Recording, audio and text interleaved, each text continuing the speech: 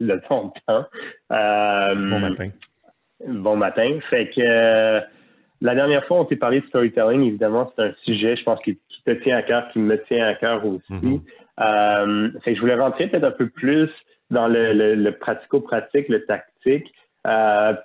Parce qu'aussi, comme quand on s'est laissé la dernière fois, on parlait qu'il y a quand même différentes façons de faire un storytelling. Il n'y a pas comme, c'est pas genre un film là, qu'il faut que tu fasses absolument. Là. Parlant de films, Dollar Shave Club, par exemple, sont connus pour avoir fait comme un genre de trailer quand ils ont lancé la compagnie avec le gars qui se promenait dans leur entrepôt, etc. Mais je pense qu'il y a d'autres formes de storytelling. Fait que je voulais voir un peu avec toi comment est-ce qu'une marque peut développer son propre storytelling, sa propre approche de storytelling. Bien, le storytelling, donc, quand vient le temps de l'exécuter, tu sais, à la base, si on fait un peu de recherche, comme on se disait la dernière fois, c'est quelque chose d'intéressant, c'est quelque chose de pertinent. Puis toute marque, toute entreprise, toute organisation devrait avoir la capacité d'utiliser du storytelling. Mais ça peut prendre plein de formes. Mais à la base, ce que c'est, là, puis ce qu'il faut faire, c'est colliger les histoires. C'est donc aller chercher ces histoires-là à l'intérieur de l'entreprise, les documenter. Donc, avoir un document quelque part qui contient toutes les histoires de l'entreprise. Puis, ces histoires-là peuvent prendre vraiment plusieurs formes. Je fais une parenthèse, puis je dis d'aller chercher les histoires dans l'entreprise, c'est pas compliqué, c'est parce que ces histoires-là existent déjà. Vous le savez, si vous avez une équipe de vente, à peu près tous vos représentants ont 2, 3, 4 histoires qui sortent tout le temps devant les clients ou les prospects. Ils vont justement dire hey, laissez-moi vous raconter la fois où avec tel client, on a réglé tel problème. Ça, c'est du storytelling. Donc, du storytelling, c'est pas nécessairement seulement la vidéo qui apparaît dans la section à propos ou l'espèce de manifesto qu'on sort sur Facebook ou LinkedIn ou le truc qu'on fait jouer à notre sales convention à tous les ans. Le storytelling, c'est aussi les histoires que les gens de l'équipe puis les membres de l'organisation portent en eux. Donc, la première étape, c'est d'aller chercher ces histoires-là. Parce que ce qui arrive en ce moment, c'est que dans beaucoup d'organisations, les représentants des ventes puis le fondateur ont toutes leurs histoires qu'ils racontent dans les meetings, dans les calls de prospection puis les différents processus de vente. Mais tout le monde n'est pas au courant de ces histoires-là. Et puis, ça fait en sorte qu'on n'a pas justement cette espèce de puissance de storytelling à travers l'entreprise au complet. Donc, en allant chercher ces histoires-là, il faut poser les bonnes questions. Il y a plusieurs sortes d'histoires qui existent. Si on utilise ton exemple du Dollar Shave Club, à l'intérieur de cette vidéo-là, on a plusieurs histoires qui sont racontées. Quand le gars marche à travers l'usine, au début, c'est l'histoire de fondation, de founding story. C'est l'histoire du fondateur qui dit « Moi, j'ai trouvé qu'il y avait tel problème, puis j'ai décidé de partir une compagnie. » Ça, c'est le founding story. Mais après ça, tu as aussi une deuxième histoire à l'intérieur de ça, qui est l'histoire des valeurs. Où à ce moment-là, il raconte une deuxième histoire en disant ben, nous, chez Dollar Shave Club, nos valeurs, c'est ça, puis on croit en ça, puis c'est comme ça qu'on va fonctionner. Puis voici Bill, parce qu'à un moment donné, il y a Bill qui mène, si je me souviens bien, du tape sur une boîte, puis il parle de Bill, puis il raconte à quel point Bill, il croit aussi en ça. C'est l'histoire, justement, où on la met. Donc, la mise en forme que Dollar Shave Club en a fait, c'est à travers une grande vidéo qu'ils ont faite. Mais on va retrouver ces histoires-là toujours un peu partout. Ça peut être sur la page à propos de plusieurs entreprises. Il va peut-être avoir une section historique.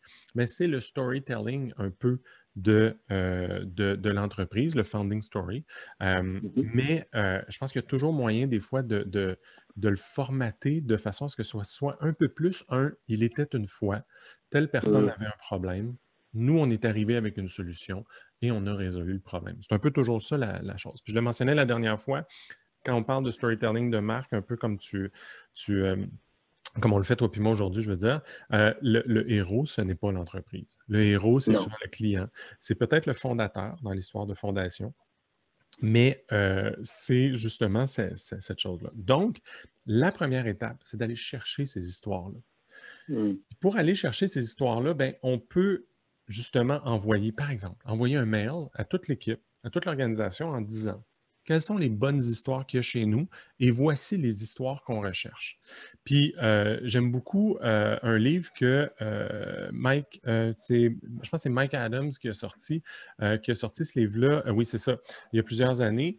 Il a répertorié essentiellement 7 types d'histoires qui existent, qui peuvent être bien utilisées, que moi j'aime beaucoup. Ben, la première histoire, c'est ce type de storytelling où l'idée est de créer la relation avec la personne en face de soi. Donc, des fois, on va avoir cette histoire personnelle-là. Quelle est l'histoire personnelle du vendeur ou du représentant? D'où il vient? Pourquoi il est là? Pourquoi il aime d'être dans cette entreprise-là? Puis, voici sa raison d'être à l'intérieur de l'organisation. La deuxième, c'est de raconter l'histoire d'une personne à l'intérieur de l'entreprise. Y a-t-il quelqu'un qui a un parcours extraordinaire à l'intérieur de l'entreprise qui fait en sorte que, hey, sais-tu quoi? C'est intéressant de faire affaire avec nous. On a des gens assez extraordinaires comme ça. On a des experts. Nous, par exemple, chez TOS, pas une des histoires, mais une des personnes chez nous a travaillé longtemps en agence de publicité. Puis maintenant, elle travaille dans une agence de contenu, où on travaille sur le contenu, l'aspect relationnel et non l'aspect transactionnel du marketing. Et elle dit souvent que lorsqu'elle est arrivée chez TOS, elle a upgradé au contenu. Les gens qui sont chez TOS, c'est des gens qui croient énormément dans le contenu et pour eux, c'est un aspect essentiel de la chaîne. Donc ça, c'est l'histoire de quelqu'un à l'intérieur. Après ça, si je continue, l'histoire de création, j'en parlais tantôt. Ça, c'est pour créer cette espèce de relation-là. Ben, nous, l'histoire de création chez TOS, c'est qu'essentiellement, c'est un producteur télé avec un ingénieur informatique qui ont décidé de mélanger tout ça, puis ça a donné du contenu avec un aspect un peu geek. Fait que c'est un peu ça qu'on est chez TOS. Fait que je pourrais te raconter encore plus cette histoire-là, mais c'est ça qui nous a mis un peu, qui nous a mis un peu en place. Fait que tu sais, tu as des histoires comme ça de connexion pour présenter un peu l'entreprise, ses employés, sa fondation, puis à la limite, soi personnellement, si on est dans une relation un à un, dans un contexte de vente. Ça, c'est le type de storytelling qu'on peut aller chercher. Puis on demande un peu à chaque personne aussi de réfléchir dans cette première étape-là. Assurez-vous d'avoir votre propre histoire. Soyez capable de raconter ce qui vous a amené à être là aujourd'hui dans la rencontre, ou là aujourd'hui au téléphone, ou là aujourd'hui dans cette organisation-là. Même chose pour les employés. Qui sont les collègues extraordinaires? Puis là, des fois, il peut y en avoir deux, trois, puis c'est correct si tout le monde raconte la même histoire de ces deux, trois personnes-là. L'important, c'est de démontrer, d'être capable de raconter le fait qu'il y a des gens vraiment hot et des experts dans l'entreprise. Puis le troisième, c'est le classique, mais d'où vient cette compagnie-là? Qui l'a inventée? Qui l'a créée? Pourquoi? Quel problème? Quelles étaient les choses? Ça, c'est les trois premières. Fait que tu vois, cette idée-là, puis je pourrais, si tu veux, lance-moi, là, mais je pourrais te raconter les quatre autres types d'histoires aussi. Ben, je pense que une peut-être prochaine entrevue ou peut-être comme prochaine conversation, ce sera sur les 7 types, là, ça m'intéresse beaucoup. Je pense que ça intéressait beaucoup de monde aussi, mais fait, pour l'instant, continue un peu sur ton allée, puis on parlera des 7 histoires une autre fois, là, si ça te dit. Oui. Mais sinon, là, je t'ai quand même interrompu un peu, je vais continuer. Quand on parle d'une histoire, mettons, on parle d'une histoire d'un employé avec une histoire particulière, comme ton employé qui passait d'agence au contenu, ou comment est-ce que ça vit, cette histoire-là? Est-ce que c'est genre une vidéo que tu fais, que tu mets sur ton à propos, ou que cette personne-là peut après mettre ou en lien, quoi que ce soit, sur son LinkedIn, puis ça reste là? Ou est-ce que c'est quelque chose que tu essayes ensuite de décliner puis de faire vivre ad vitam aeternam un peu sur différentes présences, etc.? Comment ça se passe, d'habitude? Ton dernier exemple puis ta dernière itération, je pense qu'elle représente bien l'idée. Si au départ, on réussit à colliger toutes ces histoires-là, on sait qu'est-ce qu'on a à raconter pour prouver qui on est, où est-ce qu'on s'en va puis pourquoi on est bon. Une fois qu'on a ces histoires-là, après ça, on peut trouver la façon de les amener au marché si on veut. Notre force de vente en est un. C'est une façon justement de les utiliser, puis c'est comment je peux dire, du storytelling oral. Donc, c'est la communication orale qui fait en sorte qu'on va raconter dans une rencontre, dans un appel, dans un 5 à 7, dans un événement de réseautage. Notre storytelling peut vivre comme ça. La deuxième chose, c'est d'utiliser des exemples comme nos Dollar Shave Club. C'est de dire, on va mettre 3-4 histoires ensemble, ou peut-être juste une, peut-être la fondation si c'est une histoire assez complète. Et on va utiliser cette histoire-là un peu partout dans nos communications. On va l'envoyer à justement toutes les personnes qui s'inscrivent à notre infolette pour leur expliquer d'où vient cette entreprise-là. Tu viens de t'inscrire à une infolette pour avoir de l'information. Mais dans ton courriel de bienvenue, je vais t'envoyer notre histoire de fondation pour que tu saches un peu qu'est-ce qu'il y a derrière ça, puis pourquoi on fait cette infolette-là, puis pourquoi on existe. Elle peut vivre sur une base régulière, peut-être à tous les ans sur les différents réseaux sociaux. Elle peut être en vidéo sur Facebook, mais elle peut être en forme de texte sur LinkedIn. On peut la raconter de cette façon-là. Laissez-moi vous raconter l'histoire de l'entreprise où je suis. Clac, copier-coller de l'histoire. Les représentants peuvent tous la partager à un moment ou à un autre dans l'année. Ça met un peu la chose. Après ça, je veux dire, ces histoires-là, quand on tombe là, dans les histoires, quand on tombe un peu plus loin, vient à des histoires où on est plus proche du closing, on va vouloir rassurer justement notre client, mais on va peut-être sortir nos témoignages. Les histoires de clients satisfaits ou de problématiques qu'on a réglées, bien ça, on le sait. Il peut y avoir une section, non pas une section témoignages sur notre site, mais on peut placer des témoignages qui se retrouvent être des histoires un peu partout sur notre site Internet, dans les éléments qu'on envoie, dans le sales collateral qu'on utilise. Donc, l'idée, c'est de voir comment est-ce qu'on peut intégrer le storytelling un peu partout. Tout ne devient pas storytelling, mais c'est que dans tout, il y a un peu de storytelling. C'est comme ça qu'on peut le voir. Puis j'aime ça beaucoup. Puis là, ça tire un peu à sa fin, mais parce que je vois vraiment, c'est sûr, j'ai tendance à être un peu plus pragmatique. Fait que quand tu me parles de comment décliner tout ça, je vois vraiment, OK, ben, cher leader des ventes, voici 2, 3 ou 4 ou 5 histoires que tes représentants peuvent mentionner. Fait que s'ils ont un pushback du genre, mais on fait déjà beaucoup de publicité, pourquoi je devrais faire du contenu? Peut-être tu veux dire, ben, écoute, laisse-moi parler de Jacinthe, là, qui vient de commencer, elle a passé 15 ans fait que là, elle raconte l'histoire de ton employé qui a fait je sais pas son nom. Ça peut être ça peut être justement l'histoire de l'employé.